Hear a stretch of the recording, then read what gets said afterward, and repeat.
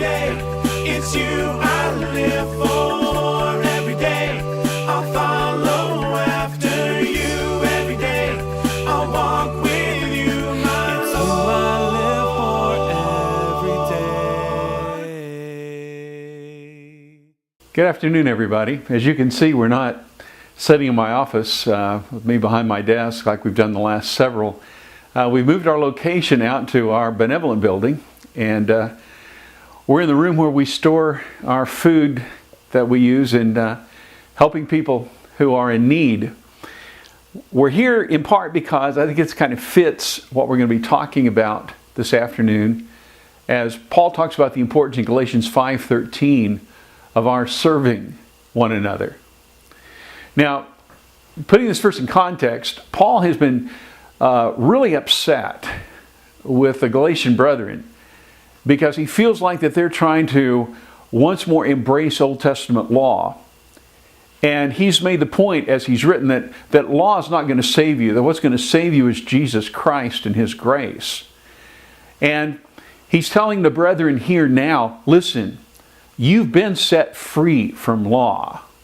Your relationship with God rests by grace in Jesus Christ. Don't throw that away. Now, that freedom that we have in Christ, that in a sense freedom from law, he's going to argue is not a freedom to go out and do whatever you want. It's not a freedom to become selfish. It's not a freedom to use other people. In fact, if you'll notice what he says here in Galatians 5:13, he'll make the statement, you were called to freedom, brethren, but don't use that freedom as an opportunity for the flesh. But instead, what I want you to do is through love serve one another. And that's our focus, is that idea of through love serving one another. The world is going to basically look at freedom as license. It's going to look at freedom as something that enables you to do whatever you want. Well, Paul's going to say, listen, as Christians, yeah, you've been set free, but you've been set free to agape, to seek the highest good of other people. And you've been set free not to be served, but to serve other people. In reality, I think what Paul is saying here is incredibly important in understanding what we're to be about. Several years ago, a man wrote a book about the Sermon on the Mount, and he called that the Christian counterculture. And he argued that in the Sermon on the Mount, Matthew 5, 6, and 7, that what Jesus is saying is, listen, you as God's people are called to be different. You're called to be salt and light. You're called to change the culture, not to reflect the culture. Our culture today, and pretty much I think mankind since the beginning of time, has pretty much been driven, unfortunately, by selfishness and this desire to be served by others.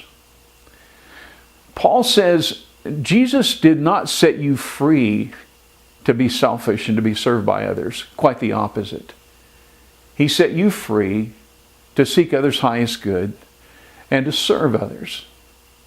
In other words, let's face it, we live in kind of a desert around us. It's really a dry place. There's not a lot of support. There's not a lot of hope. There's not a lot of peace in this world. But I believe in the church, we're called to be an oasis in the desert. We're called to be a place where people can come and they can find something wonderful that they're not going to find out in the world. They can find a place where people genuinely care about other people. Where folks aren't always putting themselves first, but are putting others first. And that's an incredibly important thing, because that, I believe, flavors the rest of the world. As Jesus says in the Sermon on the Mount, that's what makes us salt and light. And so as Christians, we are called to make a difference in the lives of other people as we have opportunity, and to think about the needs of others and provide for those needs. That's exactly what this is about. As I was thinking about what I was going to say about this passage, and one of the things that came to mind was on Sunday mornings, nearly every time that announcements are shared at the end of service, the man who's reading the announcements will share a thank you or two or three from people, and almost invariably, what will that thank you say? It will say, thank you for loving me. Thank you for praying for me. Thank you for helping me in various ways. And in essence, I believe that is a beautiful reflection of what this family at Fort Gibson is to be. We're to be a place of love, a place of service, a place where we seek to bless the lives of others, a place where, again, we strive to be that oasis in the desert that is so desperately needed in this day and age. And so today, as you talk about this passage and as you talk about different ways in which we can serve one another, please keep in mind that bottom line behind all of this, which is you've been set free. You have. But you've been set free not just to think about yourself and how you can use other people. You've been set free to think about others and how you can bless their lives. And what a beautiful thing that is. God bless you in your discussions today. Love one another. Serve one another.